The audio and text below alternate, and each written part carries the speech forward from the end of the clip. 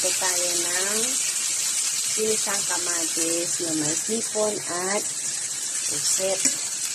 Tapos lagyan natin ng isang egg.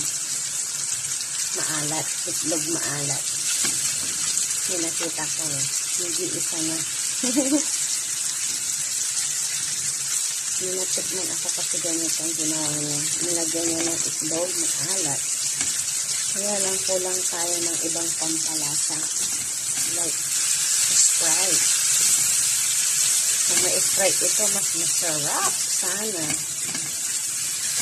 Ayan. Durugin natin yung kamatis para mas malasa. Ayan. Durog na yung ating kamatis. Kaya ihulog na natin ang hipon at pusit. Pinagsama ko na. Para mabilis. Hipon lang sana muna eh. Kaya lang pinagsama ko na. Ayan. Lagyan natin ng kaunting tubig. Hayaan natin kumulo. Yun. Ito na ang ating ulam.